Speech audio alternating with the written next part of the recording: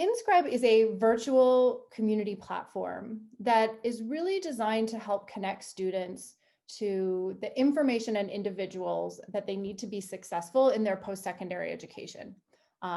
We do work primarily in the post-secondary space, although I don't know if anyone here today comes from K-12, but we have done a bit of work also in the K-12 sort of middle school, high school space. But today we're going to focus really primarily on that higher education concept. Our philosophy is that a student's journey in education is as much about sort of the skills and the knowledge that they're gaining in the classroom as it is all the other relationships and information that they're gathering or relying upon that maybe exist even outside of the classroom. So we tend to think of your educational experience as an ecosystem. It is an ecosystem of people.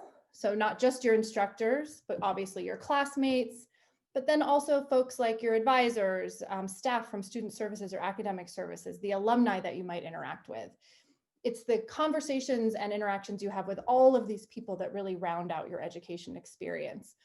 And also education and higher education is about an ecosystem of skills. So again, it's definitely about the things that you're learning in the classroom, but it's also about all the other sort of softer skills that they're often described as, that you're developing and practicing along the way. So how well do you collaborate with others? What's your communication style? Do you have good concepts around use of technology? And as we all know, it's really this holistic set of skills that students are being asked to have as they move out of their education and into the workforce. And these are a lot of the skills that are really critical. So one of the things, and one of the great things about education is through the conversations that students have, through the ways they seek out information, they are building their network of individuals and they are practicing and demonstrating this ecosystem of skills. But what we learned, and my co-founders and I have actually been working in the higher education, sort of education technology space for over 20 years. And what we have seen is there's the evolution of the students in this space has become one where students are much more pressed for time. Many of them are working while learning. Many of them are parenting while learning.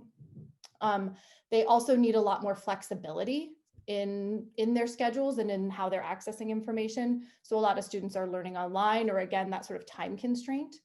And we have a much more diverse set of students. So a lot of students who maybe are the first in their household to go to university. And therefore a set of students who don't necessarily have all of the information that comes along with understanding how to navigate the world of higher education and where to go to find things.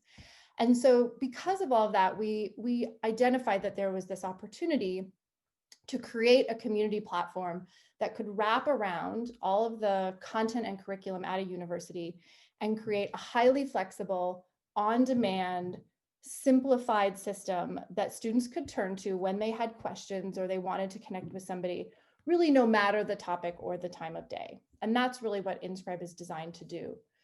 So, we think about the power of community. It's really, there's two sort of main goals that any really successful community has. One is a very practical goal. Students have questions, they get stuck, and they want to get to answers as quickly as possible. So really successful communities include the ability for students to go there and either find the answer immediately or post their question and have their question answered in a timely fashion. Then the other side of community is really that human side. Students really crave that sense of belonging and that connection to others. And so creating spaces in your community where those relationships can build and develop in an organic way is really important. But when we think about those two value propositions in terms of like tactical information and relationship building, you can see how they really could be applied at any point in the student journey.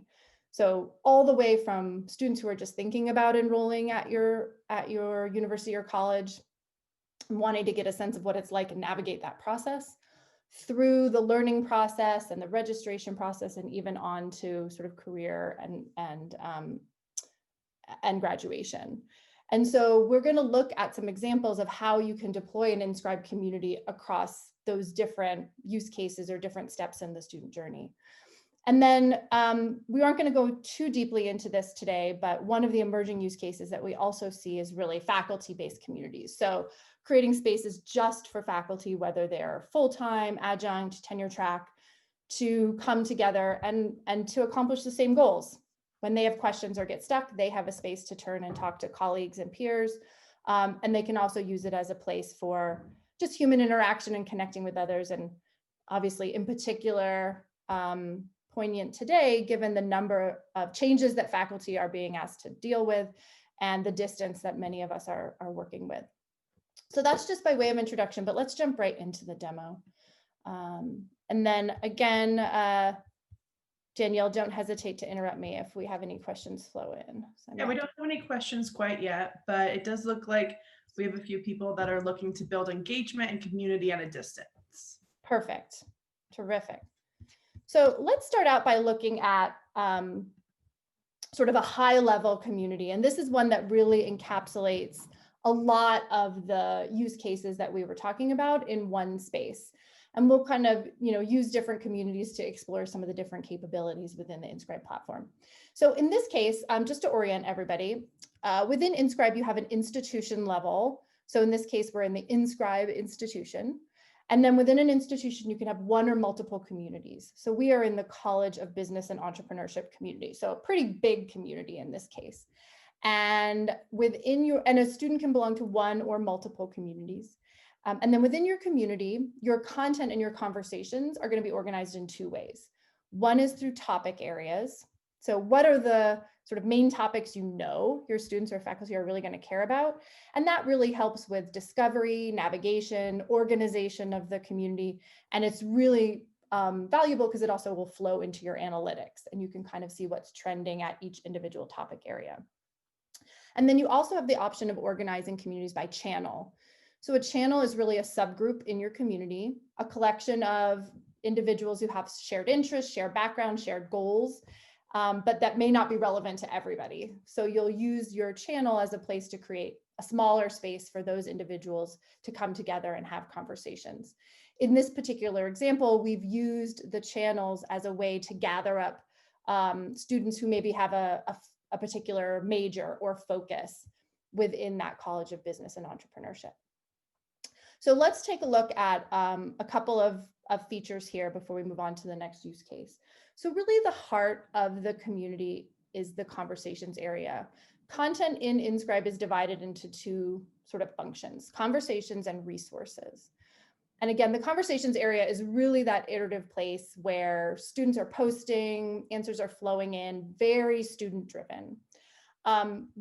Generally speaking, when a student comes to us, they are either going to be coming because they're curious and they kind of want to explore, or they're coming because they have a specific need or question.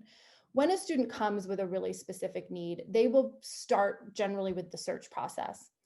Search cover is a full text search across all of the content in your community. And so it's a great way, if a question has already been asked and answered, if you've already shared a resource on that topic, it's a great way to make sure that student gets to that answer as quickly as possible.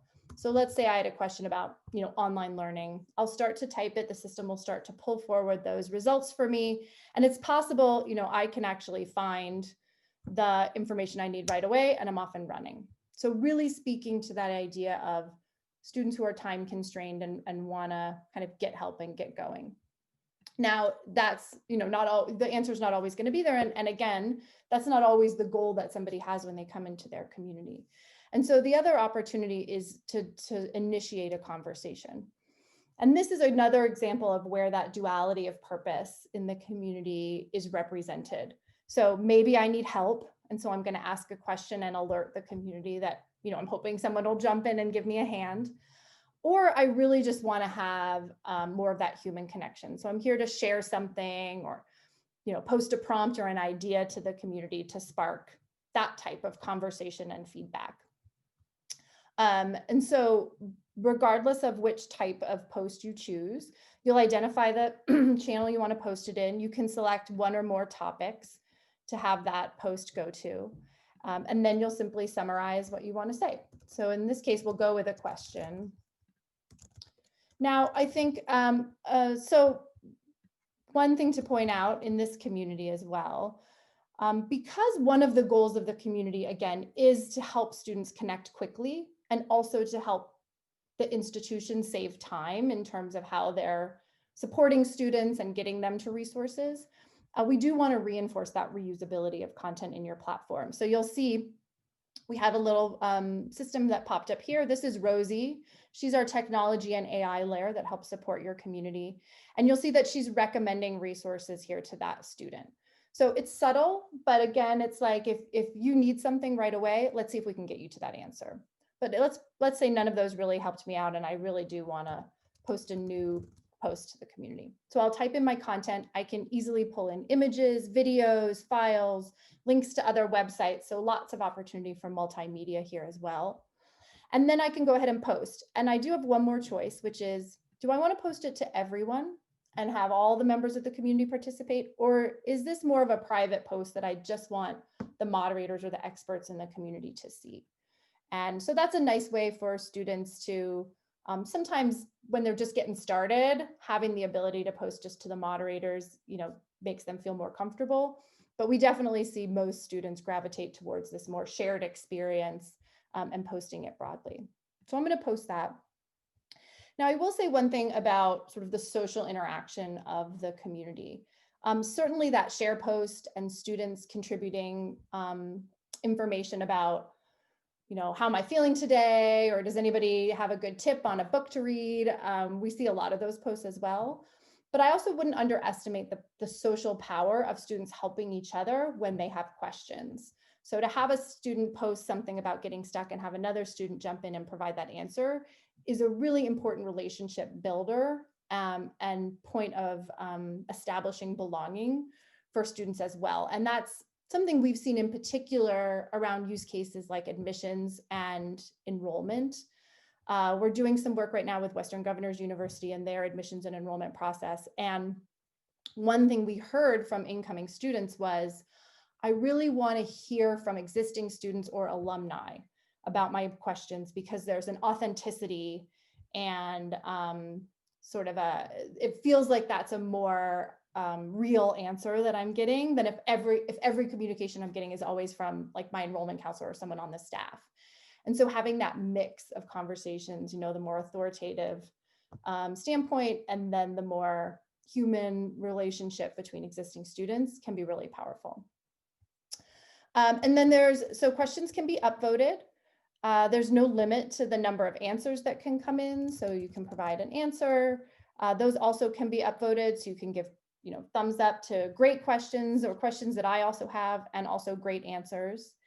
And then you'll notice a couple of other features here that I get as a moderator. So one is I can flag any question or answer if I want to make sure I come back and check it out later, or I have a sort of a long answer I want to write and not enough time. I can flag it and that will put it into my queue. I can also edit any post in the community. So if you did have something come in, the most common use case here would be somebody posts something broadly to the community and the moderator says, good question, but not really relevant to everyone. So I'm going to edit that post and move it into that moderator only status. But really you can edit or delete any aspect of what's posted. And then you also have this little feature here around answers. So you can see that I carry this badge with me because I'm a moderator and other students or participants will see that anywhere I post. But if a student were to provide an excellent answer, a moderator can come in and endorse that response. So it's a way to give credit to that individual student. And also it saves the moderator time from having to type that answer. So it's kind of a win-win, and it's another way to really reinforce the value of peer-to-peer conversation in these spaces. And then one other thing I'll point out is the ability to follow conversations. Oftentimes a student will see a question's been asked or a conversation's been started that they're interested in, but they're not necessarily prepared to engage with it. So they can just select to follow that, and then they'll get automated notifications about any updates or changes or responses that come along with that question. Any questions about the organizational structure or the way that conversations work?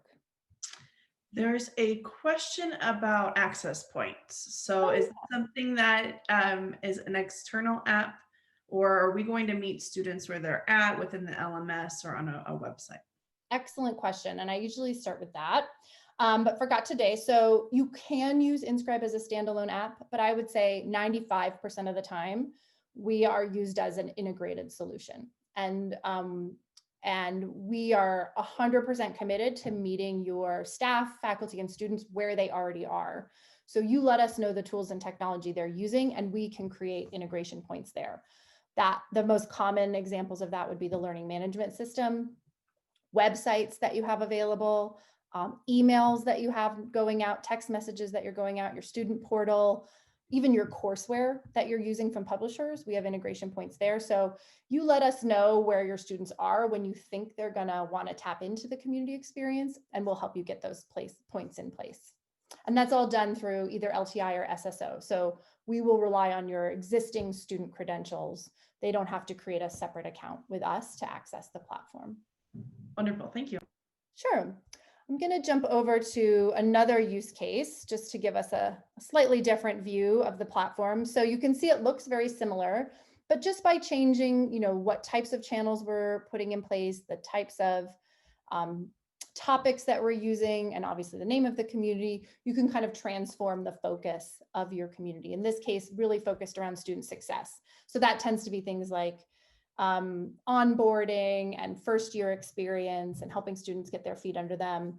You can see our channels now have changed over to be more about my cohort that I started with, or affinity groups within your student population that might be relevant to them, student parents, and I think we have a few other examples here. So lots of ways that you can reorganize depending on where you want that focus to be. One other area of the platform is the resources area. So while conversations is very iterative, it's kind of changing all the time, the resources tend to be a little bit more curated and are generally reserved just for the moderators in the community. And what most institutions will do here is they'll use it. They might have some supplemental videos, articles, links to websites that they know are really important. And so they'll upload those and make them available to students here. And that process is really easy. We can either do that programmatically. If you provide us the content or the links, those can be uploaded automatically, or you can author them directly in the system. You can see that the process looks very similar to the Q&A. So lots of tools to bring in images, videos, and other artifacts. And then as you create your resource, it automatically saves as a draft. So you can share it and have other people review it. And then when you're ready for your broad community to see it, you can publish it. You can tag it to whatever topics or channels you want to in the community, and then hit save. And that will automatically now make it available to everybody in the community. One other note that we didn't talk about is notifications. So there are a lot of notifications that you can set defaults for, and then individuals can control that, whatever their preferences might be. So these include things like anytime a new conversation is started, or something happens to a conversation that I've participated in, or a new resource is published. And you can choose to get those notifications right away, so in real time, or you can choose to get a daily digest, which will come out kind of in the late afternoon. And then of course you can also say, don't let me know, I don't want to hear about those types of activities. But worth noting that those notifications can also be controlled even at the topic or channel level. So you can get really granular about when and how you want to be alerted to changes in your community. And this is a really important feature. I mean, we see a tremendous amount of engagement, especially from students, coming through those email alerts. So they'll see a question come through their email, they can actually read the content right there, and then they'll click back right through that email to answer the student or to engage, in that conversation or discussion. We will be adding text message notifications here as well, which will obviously be opt-in, and then people could choose to get those notifications on their mobile phone. Any questions about the resources area or notifications in general? Doesn't look like there is at this time. I know what's a question that's always top of mind is around FERPA or anonymization. Can you tell us a little bit about that? Yeah, so you have a lot of options in terms of how you set the defaults for display in your community. So we can see here that the defaults for this community have been set to first name, last initial. This could be full name or it could be just initials. So if you really want to sort of hide or keep private student identity, oftentimes we'll go to just initials. And then each individual student can decide if they want to make changes to their profile. So they can add this image or change it. They can actually change the display name that's visible to others in the community. So that's totally under each individual's control. And then that's really the only information that other members of the community can see. So although we do have each student's email address, that information is only visible to the moderators. So other students are not able to see personal contact information for others in the community unless they have somehow explicitly made that part of their public profile. Okay, so I hope that answers the question, Danielle.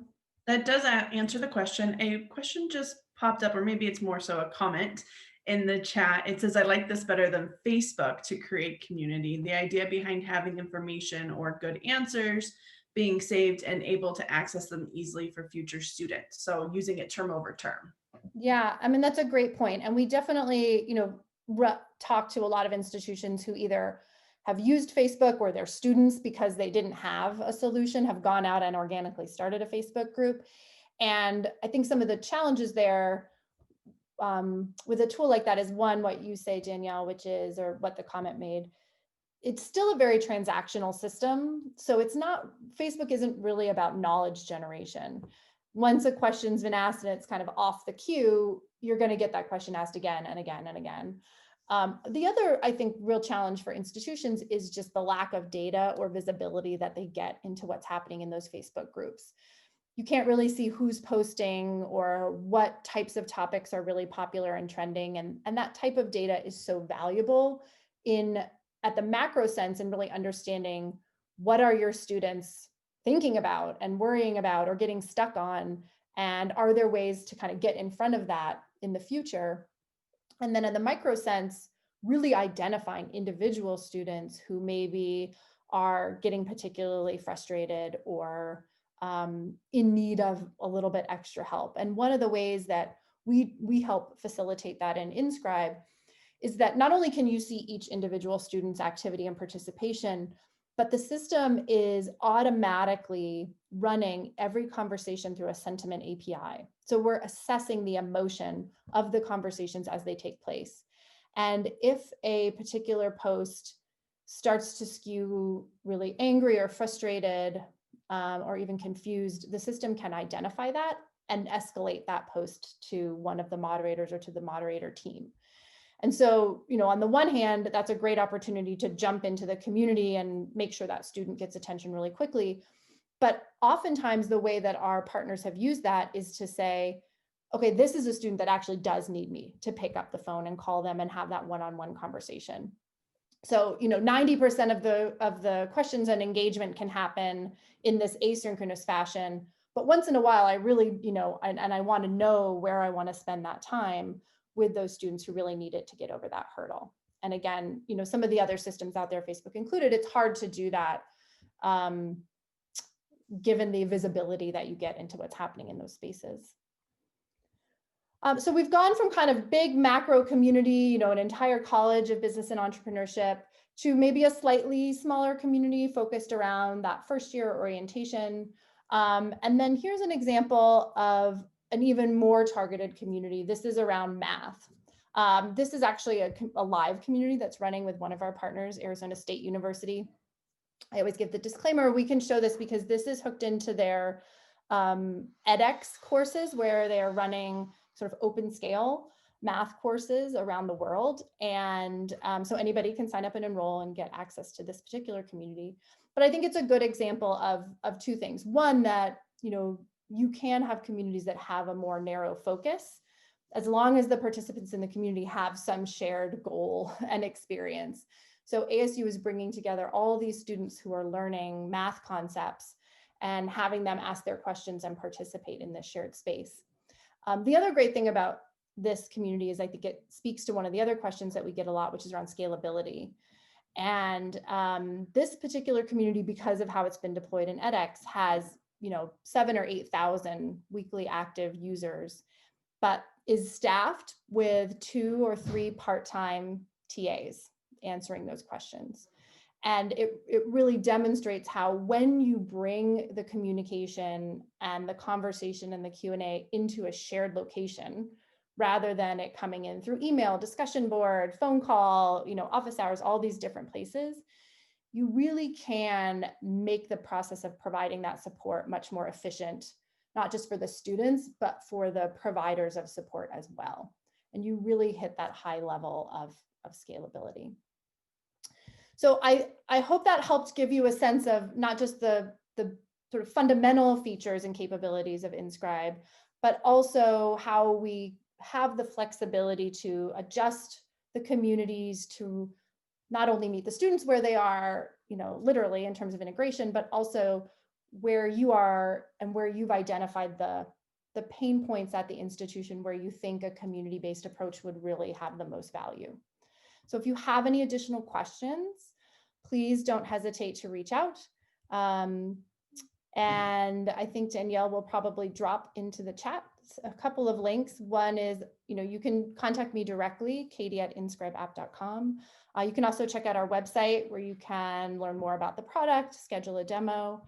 And then we also have a institutional self-assessment that we've built around community. And it's really designed to let individuals at an institution self-reflect on how you're already using community to help support students and faculty, and where there might be some opportunities to increase that practice and add value across the student life cycle or across the organization. So I recommend filling that out if you have some colleagues that would be interested in filling it out too. It's kind of a fun way to compare notes and see what opportunities might exist. But in the meantime, any last questions you want me to jump on, Danielle?